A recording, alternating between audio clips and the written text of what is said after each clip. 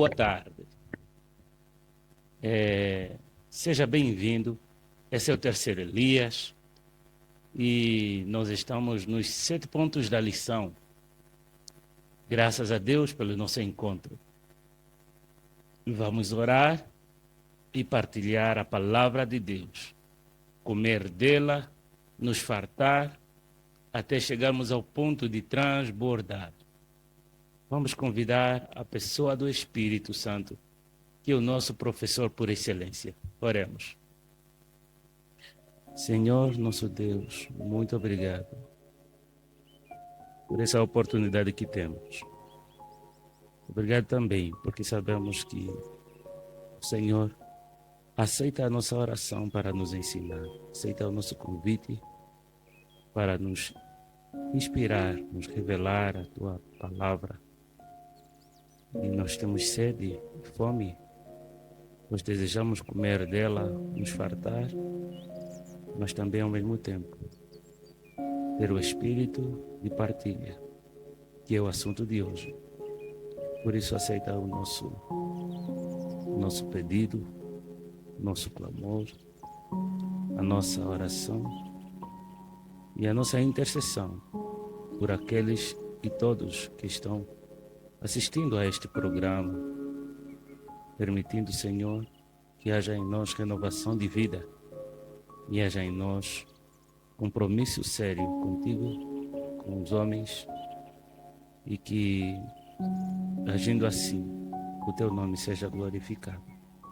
Nós te rogamos, nós te pedimos, Senhor, em nome de Jesus. Amém. Então,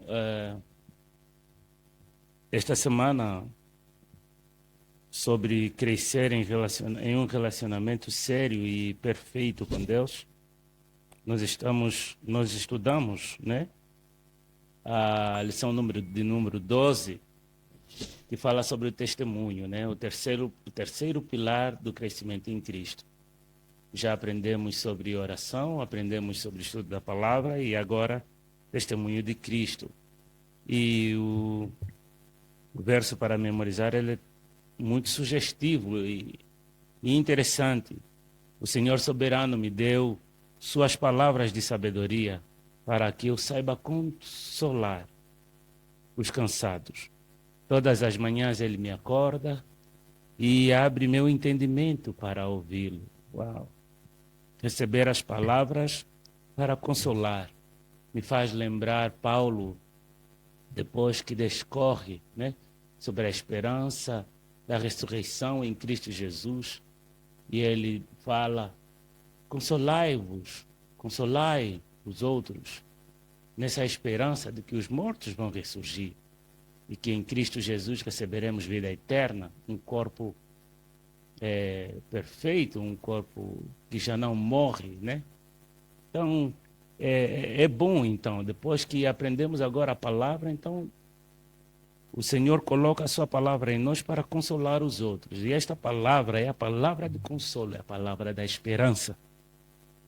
E claro, nós aqui nos 7 pontos, nós discorremos assuntos um pouco mais alargados, aprofundados, ou em paralelo com a autora da lição, para que tenhamos um conhecimento um pouco mais amplo, um horizonte mais, um zoom, né? mais puxado, é assim que eu poderia dizer. E pela graça de Deus, nós vamos ao primeiro ponto. A vida nova leva ao testemunho. Esse é o primeiro ponto que nós sugerimos. Porque em Efésios 2, verso 3, verso 7, ao 7, entre os quais todos nós também antes andávamos nos nossos desejos da carne, fazendo a vontade da carne e dos pensamentos, e éramos, por natureza, filhos da ira, como os outros também. Então, Paulo está a falar sobre aquilo que éramos, né, antes de conhecer a luz do Senhor. Eu intitulo esse momento como o testemunho de Paulo. Então depois ele diz assim, o verso 6, e nos ressuscitou juntamente com ele e nos fez assentar nos lugares celestiais em Cristo Jesus. Então, éramos desgarrados, éramos ovelhas sem pastor e ouvimos a voz do Senhor, Jesus nos buscou e nos ressuscitou em Cristo Jesus, para mostrar nos séculos vindouros as abundantes riquezas de sua graça pela sua benignidade para conosco em Cristo Jesus. Para mostrar, aí é o testemunho. Então, todos aqueles que nascem em Cristo Jesus, eles nascem para serem testemunhas suas, né? Atos 1:8, né? E vós me sereis testemunhas, depois que receberem o poder do Espírito Santo. Olha também aqui o 1 Pedro, capítulo 2, esse é um texto que todos conhecem, acho que é o clássico do protestantismo, né? Vós sois a geração eleita, o sacerdócio real, a nação santa, o povo adquirido para que anuncieis. E por que para que anuncieis? O verso 10 diz, vós que entre outro tempo não ereis povo de Deus. Então não eram povo de Deus, não tinham nada para anunciar. Agora se tornaram nova vida em Cristo Jesus, agora são povo de Deus, então são chamados para anunciar as virtudes daquele que vos chamou das trevas para a sua maravilhosa luz. Então, se temos vida nova em Cristo Jesus, se nos sentimos salvos em Cristo Jesus, obviamente vamos dar testemunho de Cristo Jesus. Isso é instantâneo, isso é uma resposta positiva ao amor que recebemos, à salvação que recebemos pela graça. Né? Diz assim o Espírito Profecia, Ellen White, no livro O Desejar de Todas as Nações, a página 195. Todo verdadeiro discípulo nasce no reino de Deus como missionário. Uau! Aquele que bebe da água viva faz-se fonte da vida. E você? Quando você se olha, você se sente missionário? A autora até disse, não, mas alguns até quando se fala disso, então imaginam sentados a dar estudo bíblico, assuntos complexos da Bíblia e pensam assim, nah, isso não é comigo, eu não vai dar, eu não. Não, não é isso aí, não é. E por causa disso vamos ao segundo ponto. Primeiro, né? Todos aqueles que respondem positivamente à salvação em Cristo Jesus, todos, quando começam a dar testemunho de Cristo, não há obstáculo que os separe. Porque eles compreenderam o amor que os rodeia, o amor que os chamou, o amor que os mantém, os sustém. E aí estamos a falar de quem? Quando falamos do amor, que ninguém, nada pode nos separar do amor de Deus. É Romanos, capítulo 8, outro texto clássico. Capítulo 8, 35. Quem nos separará do amor de Cristo? A tribulação? Não há obstáculo suficiente que faz parar o missionário. Não há. Por quê? Ele se sente vida nova em Cristo Jesus, né? Se alguém está em Cristo Jesus, nova criatura é. E isso é suficiente, porque o poder que está no missionário não vem dele mesmo, mas vem de Cristo. E ele só é missionário porque está a dar uma resposta positiva ao amor que recebeu. É isso aí. Uma resposta positiva ao amor que recebeu. Então, quem nos separará do amor de Cristo? Nada, nada. A tribulação, ou a angústia, a perseguição, ou a fome. Somos perseguidos por falar a verdade. Até mesmo a perseguição no seio do povo de Deus. Até mesmo a perseguição na congregação local. Somos perseguidos. Aliás, os que nos conhecem são os que nos perseguem, né? Quem nos conhece, nos persegue. Então, a perseguição? Não. A fome? Não. Nada nos separará do amor de Cristo Jesus. E isso me faz lembrar também de Jeremias, o capítulo 20, o verso 9. Olha só como Jeremias falou. Ele a princípio se sentiu traído por Deus, porque Deus lhe mandou falar da sua palavra, e Jeremias disse: "Oh Senhor, eu sou pequeno, eu sou nada." E Deus disse: "Vá lá, você vai ter mesmo tribulações, mas tenha fé, não temas, eu serei contigo." Então, aqui já no capítulo 20, verso 9, depois que Jeremias lamenta, né? Ele lamenta porque ele foi atribulado por ser o profeta do Senhor. E então disse eu: não me lembrarei dele e não falarei mais no seu nome. Claro, por causa da tribulação que ele estava a passar. Mas isso foi no meu coração, como fogo ardente, encerrado nos meus ossos. E estou fatigado de sofrer e não posso, não posso parar de falar do Senhor. Não posso, porque se está em mim, né? Está em mim, é forte, é mais forte do que o meu próprio respirar. Quando o Espírito Santo se apodera de nós, uau, não dá para parar, né? Quando amamos verdadeiramente a Deus, não, não conseguimos parar de falar. Aliás, quando amamos o nosso cônjuge, não conseguimos negar diante dos homens, né? Quando estamos em um verdadeiro relacionamento, né? Cônjuge, estou a falar de cônjuge, poderia falar de amizade, né?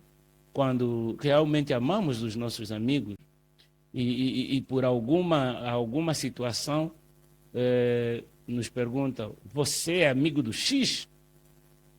Sim, sou. Sou e tenho muito orgulho de ser.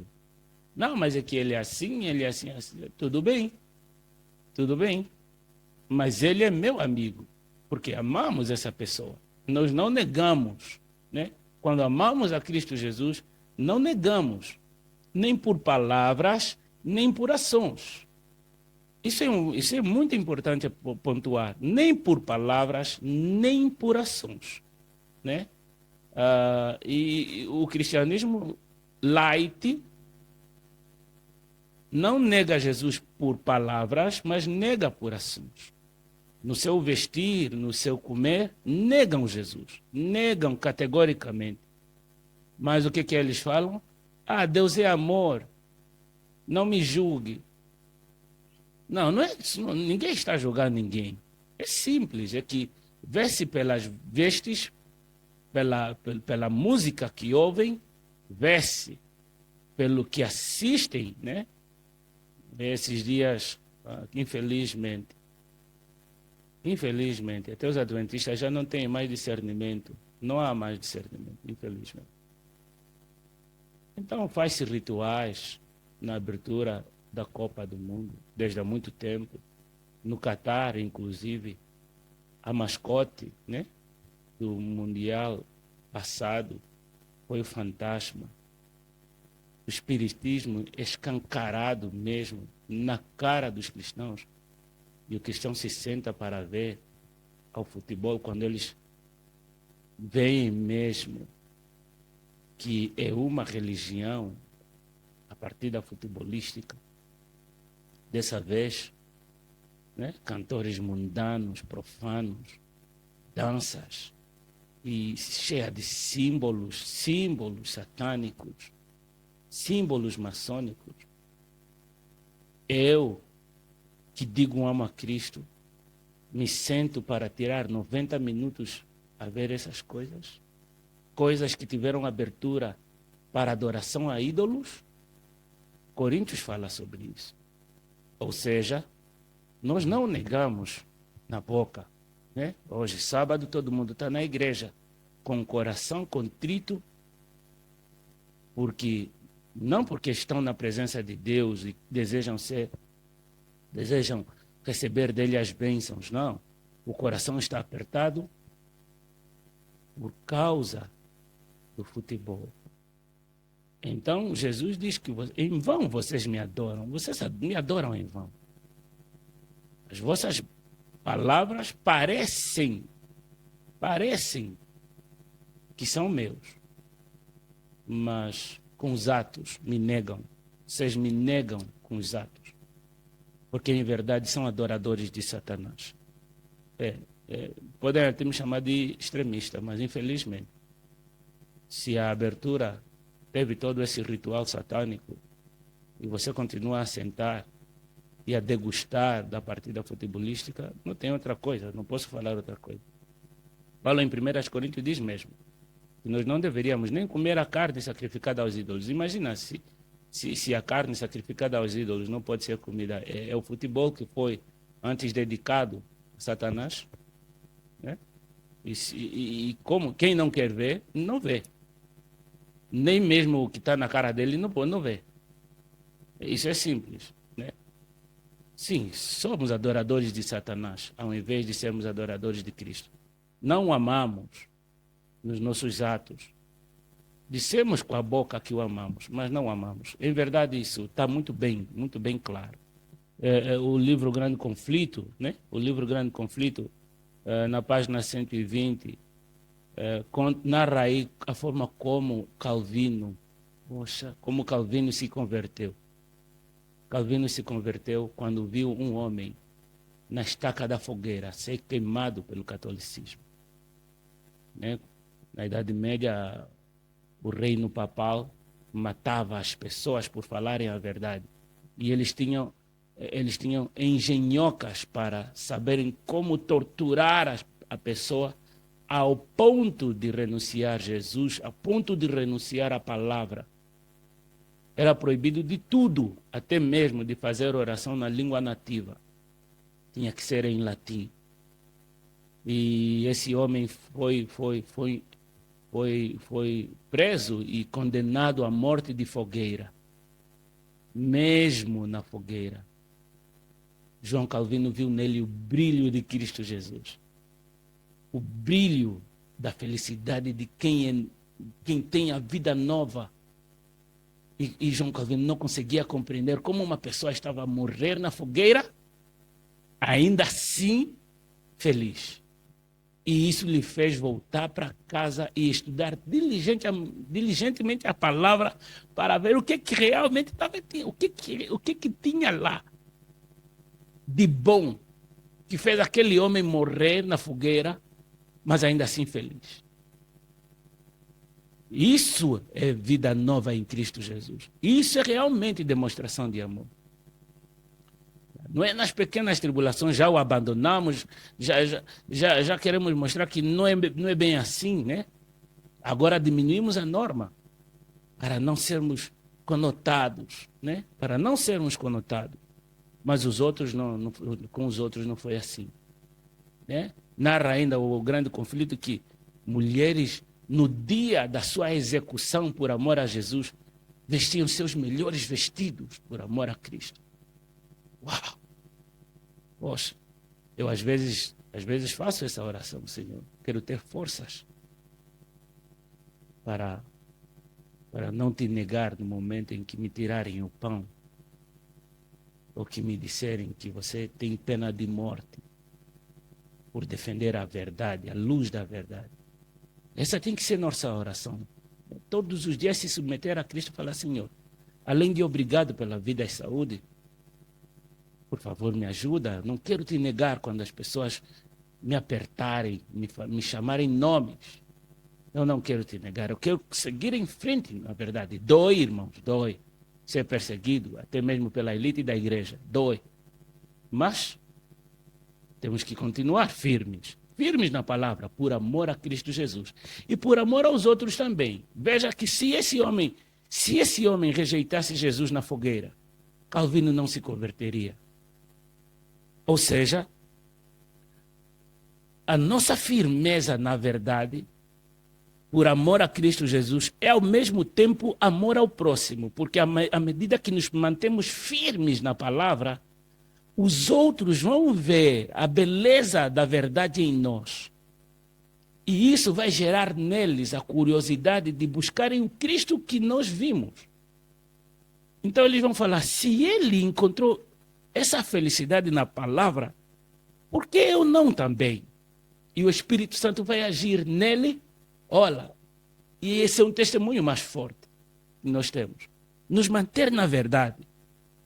Basta se manter na verdade, firme e inabaláveis na verdade. E os outros verão que não. Parece que é aqui onde eu tenho que seguir. Não é o adventismo light que tem que ser seguido.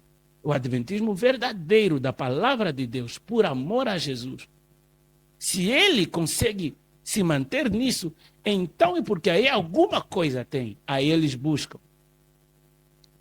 E vai ser uma alegria no céu. Esse homem na fogueira se encontrar com Calvino e Calvino lhe disser: no dia em que você estava a ser queimado, eu vi no teu rosto um brilho que nunca vi.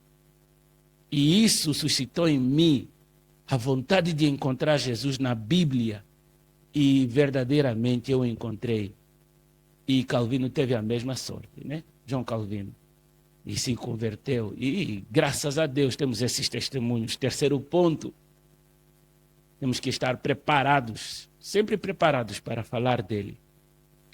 Pedro disse isso. Pedro nos aconselhou que temos que estar preparados, sempre preparados para falar dele. 1 Pedro 3, verso 15.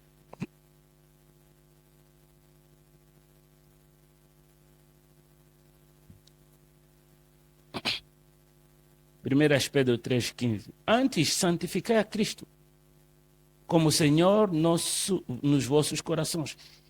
Antes, santificai a Cristo. Santificar é separar Cristo como Senhor nos vossos corações. Você vê como as coisas se encaixam, né? Deixem Cristo que Ele habite em vosso coração. E estáis sempre preparados para responder com mansidão e temor a qualquer que vos pedir a razão da esperança que há em vós. Uau! Sempre preparados para responder a qualquer que vos pedir a razão da esperança que há em vós. Temos esperança em Cristo Jesus? Temos. Então, se temos esperança, por que não falamos? Será que é porque Ele não está santificado em nós? Será que é porque não habita Cristo em nós? Porque essa é uma equação exata. Tem Cristo Jesus na vida, no coração? Sim. Então vai falar dele. Se não tem Cristo Jesus, então não vai falar dele. E para isso, para ter Jesus no coração, para conhecê-lo melhor, né? Esta é a vida eterna. Que te conheçam a ti, disse Jesus em João 17,3. Conhecer Jesus, para conhecê-lo e santificá-lo em nós, precisa o estudo da Bíblia, né? Paulo aconselha em 1 Timóteo 4,13 que persista em ler. Quando você ler, você terá a palavra em você, então vai conseguir admoestar os outros, vai conseguir ensinar, vai conseguir pregar. E claro, o poder da pregação é a oração, né? Porque por meio da oração recebemos o poder real do Espírito Santo. Então vamos falar de Cristo Jesus. Temos que estar preparados, sempre preparados para falar dele, né? Os desbravadores falam ter sempre um cântico no coração. E a Bíblia também fala ter sempre Jesus no coração. Em todo momento meditar na palavra, meditar nela. Aliás, porque quando chegar a perseguição, essa Bíblia já não estará conosco, né? Satanás já está a tirar a Bíblia das mãos dos cristãos de forma muito pacífica, né? E sutil. Vamos à igreja sem Bíblias e o subterfúgio, a desculpa é a Bíblia no telefone. Já estão a nos tirar as Bíblias de forma pacífica, mas depois virá o momento coercivo, que nem no telefone, nem em lugar nenhum haverá Bíblia. Então, se a palavra estiver em nós, estaremos sempre preparados para falar de Cristo Jesus. Sempre preparados. Por que preparados? Porque teve um momento de treino, um momento de ensaio. E por que preparado para falar? Não é por simplesmente meditar, mas é porque vai ser necessário explicar a razão da nossa esperança, a razão da nossa fé. E o quarto ponto é falar das 3 mensagens angélicas. Não é amor? Porque Pedro disse que temos que falar isso com amor e temor.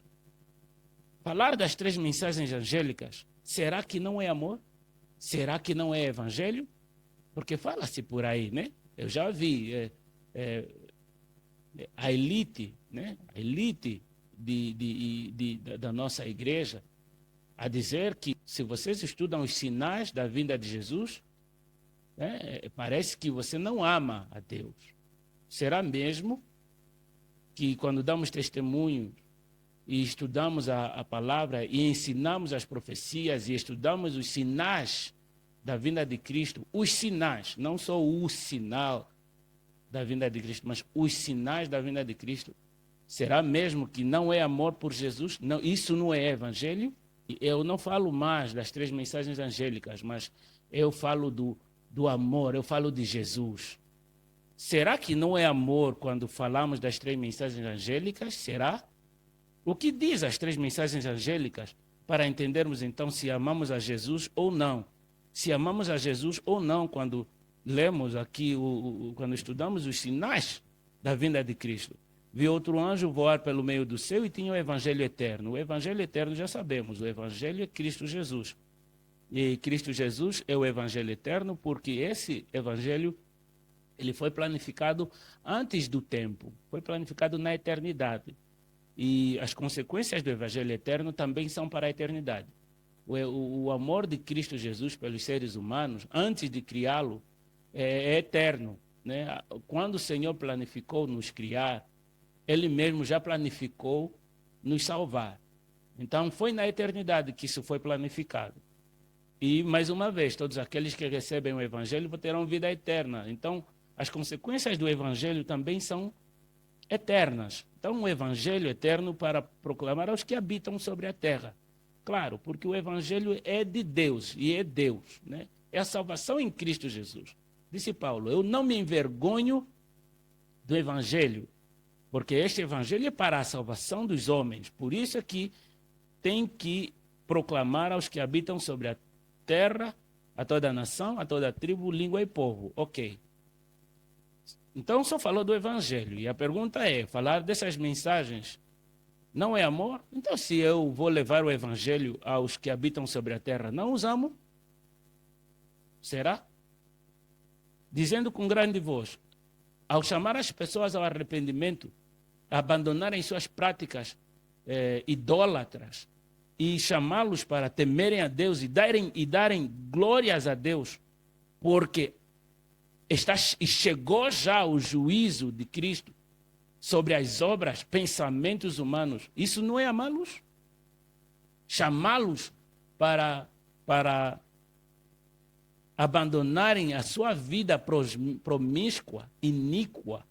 Não é amá-los? Chamá-los para adorarem aquele que fez os céus e a terra, o mar e as fontes das águas. Não é amá-lo? Não é amá-los? E o outro anjo saiu dizendo, vamos no segundo anjo.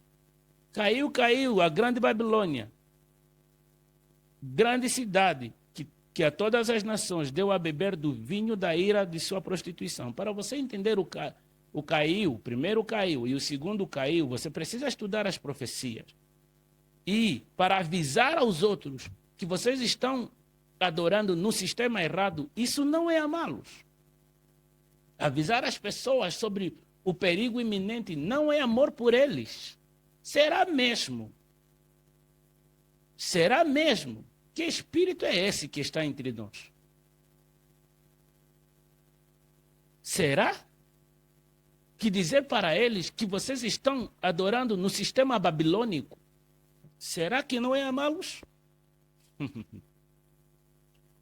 E seguiu o terceiro anjo, dizendo com grande voz, se alguém adorar a besta, novamente outra advertência, para toda a nação, tribo, língua e povo, não adorem a besta. Se alguém adorar a besta, a sua imagem, receber o sinal na sua testa ou na sua mão, esse também, o tal beberá do vinho da ira de Deus que se deitou, não misturado no cálice de sua ira, e será atormentado com enxofre diante dos santos anjos e diante do Cordeiro. Avisar as pessoas para não receberem o sinal da besta. E como é que vamos avisá-los? Que sinal é este? É a adoração no domingo. O decreto dominical está vindo. E eu preciso estudar os sinais. Preciso estudar os sinais para identificar em que momento me encontro e ficar preparado, vigilante. Ora, não ignoreis as profecias, disse a Bíblia. E dissemos que Não, preguem o evangelho. Preguem só o evangelho. Preguem o evangelho. Não fiquem pregando os sinais da vinda de Cristo. Que espírito é esse? Será que não é mesmo amor? Estudar as profecias significa que não amamos a Jesus? Significa que não amamos os outros? A resposta fica contigo, querido irmão. É importante, a Bíblia diz mesmo, examinai os espíritos. Precisamos entender que espírito está guiando nossa liderança. Porque se vamos retirar da igreja adventista o espírito da profecia, que é o estudo da profecia, para advertir o mundo sobre a adoração verdadeira, sobre o sistema de adoração falso, a preparação do povo de Deus para estar em pé, santo, no dia do juízo, se vamos parar de pregar isso e de forma equivocada dizer que agora vamos só pregar o evangelho, qual é o evangelho que vamos pregar aos outros? Só Jesus? Só Jesus? Um evangelho sem lei? É muito complexo. É muito complexo. Porque até a lição falou do que falar. Fala de você. Fala do que Jesus fez na tua vida. E o que Jesus fez na minha vida? Eu era pecador. E pecador peca. E o pecado é contra a lei. Então, se Jesus me salvou enquanto eu era pecador, quando eu avisar e falar do que Jesus fez em mim aos outros, não vai ser a mesma coisa que aconteceu em mim. Ele não vai ter que conhecer o pecado dele e conhecer a salvação em Cristo Jesus para abandonar o pecado dele. E ele, para esperar Jesus na sua segunda vinda, deverá se preparar para recebê-lo. E essa preparação é santificação. Então, eu não vou falar de mim e só dizer assim, olha, eu era gatuno, agora Jesus me remiu. Então, se você é adúltero, Jesus também pode te remir. Ok, Jesus pode te remir. Ele te ama. Então, se você aceita Jesus, eu aceito. Tá bem, vem. E ele continua adúltero. Não deixa o teu adultério. Não tem problema, Jesus te ama. Esse é o evangelho. Jesus te ama mesmo assim, como você é. Que evangelho é esse? Não vamos nos mentir. Nós estamos falsamente dando testemunho de Cristo. Jesus não amava o pecado que havia nela. Tanto é que Maria de Magdala, né, pressupõe-se que era prostituta, que foi condenada pelos homens. Quando Jesus disse, eu não te condeno, vai e não peques mais, Jesus disse que não pecar é quê? É abandonar o pecado. Isso é evangelho. O evangelho está atrelado ao abandono do pecado, à lei de Deus. E à advertência do juízo. João 16, verso 8. Né? Quando o Espírito Santo for enviado, ele vai convencer do juízo também. Nos convencer do juízo. Como assim convencer do juízo? Porque Deus tem um julgamento a fazer nos seres humanos. E o Espírito Santo é que nos avisa. Preparem-se, porque vem o julgamento. Vocês precisam ter o sangue do Cordeiro em vossas vidas para vocês conseguirem ficar em pé. Quinto ponto, a condição do sucesso do testemunho. Né? O sucesso do nosso testemunho, ele tem uma condição. João 16, verso 13. Olha o que diz aqui. Mas quando vier aquele Espírito da verdade, vos guiará em toda a verdade, porque não falará de si mesmo, mas dirá tudo o que tiver ouvido e vos anunciará o que há de vir. O Espírito Santo é o sucesso do nosso testemunho. Jesus diz em Atos 1:8, né? Mas recebereis a virtude do Espírito Santo que há de vir sobre vós. Se há em mim uma nova criatura, então o Espírito Santo, eu já recebo o batismo do Espírito Santo. E ao receber o Espírito Santo, a virtude, o poder do Espírito Santo, agora Jesus diz, e ser-me-eis testemunhas, tanto em Jerusalém como em toda a Judeia e Samaria e até aos confins da terra. Amém. O Espírito Santo é a condição do sucesso do nosso testemunho. Condição importante e necessária. Ellen White muito fala de que nós só vamos receber a chuva seródia se a chuva temporã fizer o trabalho que deve fazer em nossa vida. Né? Porque sabemos como funciona as duas chuvas. A temporã, ela faz nascer a semente cresce até uma estatura. Vamos pensar no milho, né? Até uma estatura. E ele chega até a começar a bandeirar. Mas vai precisar da segunda chuva para que ele cacunde e o milho seja um milho inteiro, seja um milho íntegro, seja um milho saudável. Precisa da seródia. Agora, se não haver a primeira chuva, que é a temporã, o que acontece com o milho? O milho mal cresce, não cresce, ou mal cresce. Cresce amarelado, cresce em péssimas condições. Mas não chega à estatura necessária. E ele começa já a bandeirar. Raquítico começa já a bandeirar. Significa que a chuva temporã não fez o trabalho que deveria ser. Então, quando cai a seródia, os que estão grandes produzem, mas aquele milho que não cresceu no seu devido momento, não houve chachos necessários, não houve poda das ervas daninhas, ele não foi cuidado. O que acontece? Ele só faz uma única coisa, mesmo com chuva de seródia, dá bandeira. Vocês sabem em português o que significa dar bandeira, né?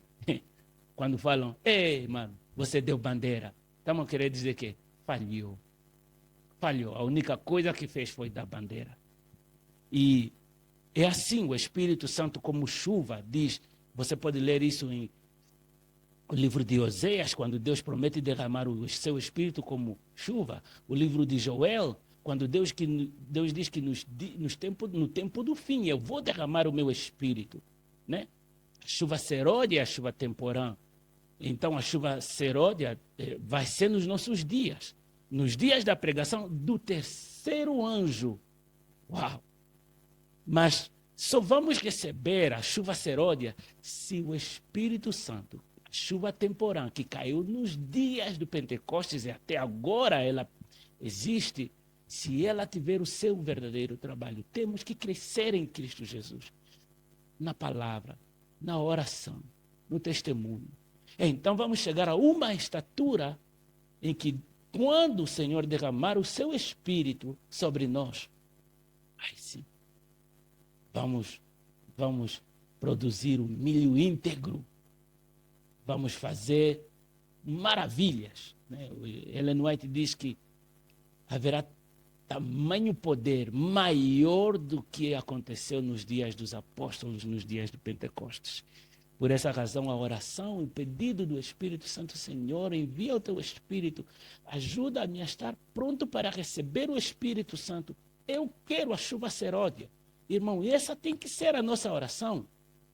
Eu quero a chuva seródia. Controlar minha mente para não falar mal, para não pensar mal, para não injuriar, para não ter imoralidade em minha vida, para não ficar preso em entretenimentos e receber informações demoníacas com coisas feitas por homens pagãos e iníquos. Homens pagãos e iníquos. O Carlos Webstein fala de tanta lixaria que só de ouvir feriamente. Os mesmos são os que organizam essa partida futebolística. Os adoradores dos demônios. São eles que organizam isso. E eu preciso me liberar das ervas daninhas, porque senão não há crescimento. Essa tem que ser nossa oração, santificação todos os dias. Quanto mais fugirmos do pecado, quanto mais fugirmos do mal, das péssimas influências, mais crescemos em Cristo Jesus. O Espírito Santo age em nós, a temporã ainda está agindo e deve agir em nós, para não sermos surpreendidos com a chuva seródia. E depois, o que acontece? Apenas dar bandeira. preparativos práticos para a recessão da chuva serôdia, né? Quais são os preparativos práticos para a recessão da chuva serôdia? O que é que temos que fazer? O que nós temos que fazer agora é estar em constante oração, leitura da Bíblia. Temas complexos da Bíblia, nós temos que saber, nós temos que identificar quem é a besta do Apocalipse 13, nós temos que saber quanto é que dá 3 anos e meio, por que 42 meses, como isso se dá, o caiu, caiu, por que falou 2 vezes caiu, o que vai acontecer com esse sistema, isso temos que saber, nós temos que saber a pregação do santuário. Nós temos que nos preparar para a recessão da chuva serôdia. Acordar estudando a Bíblia, dormir orando, viver orando, orando o momento todo. E procure amizades, influências, pessoas que levam-nos a Cristo Jesus, que nos ajudam a estarmos em Cristo Jesus. Não pessoas que agem como ervas daninhas. Nós temos que chachar as coisas que estão ao nosso lado, ao nosso pé. Porque esse pé de milho precisa crescer. Esse pé de milho precisa crescer. Diante do sol, mas também diante da chuva. E no momento certo, daqui a pouco o Senhor vai derramar a sua chuva. Porque o decreto dominical, o último vídeo que nós partilhamos, fala muito sobre a chuva serôdia. Fala como em 1888 nós perdemos a oportunidade de ver Cristo Jesus. Claro, foi graça, porque eu não estaria lá, eu não estaria no céu. O Senhor deu uma segunda oportunidade à igreja adventista, mas para se preparar para a chuva. E não contamos as nossas histórias, não conhecemos a nossa história, então não podemos nos preparar para receber. Porque é com os erros do passado que aprendemos a evitar cometer os mesmos erros. Mas se não sabemos, se não aceitamos que erramos, como vamos saber que acertamos, né? Como vamos saber?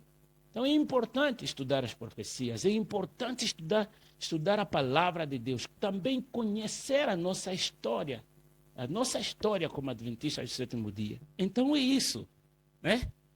Temos que buscar a voz do Espírito Santo. Precisamos interceder uns pelos outros. Precisamos interceder uns pelos outros.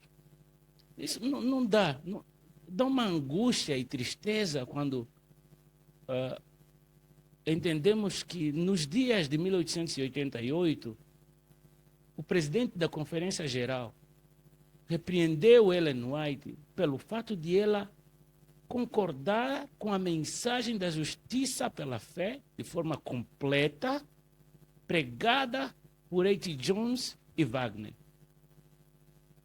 E agora, quando entendo eu pela profecia que estamos prestes a receber a chuva serôdia, o refrigério da presença do Senhor para pregar a terceira mensagem angélica, então eu ouço um desencorajamento do estudo dos sinais do tempo do fim. Que tristeza! Sinceramente, eu oro para que o Espírito Santo esteja lá na Conferência Geral, dirigindo nossa liderança no caminho que deve ser. Somos uma igreja profética, então precisamos interceder uns pelos outros. Interceder pela liderança, principalmente. Eles são o grande e maior alvo de Satanás. Porque há um adágio que diz que o peixe apodrece, começa a apodrecer pela cabeça. Você entendeu? Então, a nossa cabeça precisa de intercessão, de oração, para que não levem a igreja do Senhor ao precipício. É tempo de contrição, tempo de busca da palavra. Precisamos buscar a vontade de Deus. Pedir que o Senhor nos libere o Espírito Santo para falarmos com mais ousadia, com mais alegria, com mais mansidão também, mas com contundência, com coragem, com firmeza. Porque a palavra de Deus não é para covardes. Isso precisa estar bem assente em nós, né? Apocalipse diz que os covardes não herdarão o reino de Deus. E você sabe quando é que você encontra um covarde. A situação de encontrar um covarde é quando está diante da tribulação. Quando se lhe pede a razão da sua esperança. Aí ele começa a gaguejar. Esse é covarde. Esse não tem nenhum compromisso com Jesus. Sétimo e último ponto. Só ficar falando não adianta. Precisamos fazer. Só falar não adianta. Precisamos fazer. O nosso Deus se interessa muito com os nossos atos. Aliás, todas as pessoas se interessam com atos. Eu posso falar para minha esposa que a amo, mas se os meus atos não correlacionam com a minha profissão de amor por ela, de que adianta falar te amo? Né? Que adianta? Se não perdoamos, se não liberamos perdão, se não buscamos o Senhor, a vontade dEle, como assim o amamos? Se comemos o que comemos, se bebemos o que bebemos, e sabemos que é contra a sua vontade, não nos preparamos de forma física, mental e espiritual para recebê-lo, como o amamos? Como? Se as coisas sacrificadas aos ídolos são as coisas que nós consumimos e festejamos com os mundanos, festejamos. Como o amamos? Como? Não, não amamos. Então, mais do que palavras, precisamos agir com humildade, com busca fervente da vontade do Senhor.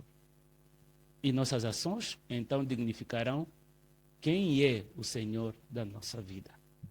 E se esta é a tua vontade, ser um testemunho de Cristo Jesus, se queremos morrer por Jesus, então, vamos orar.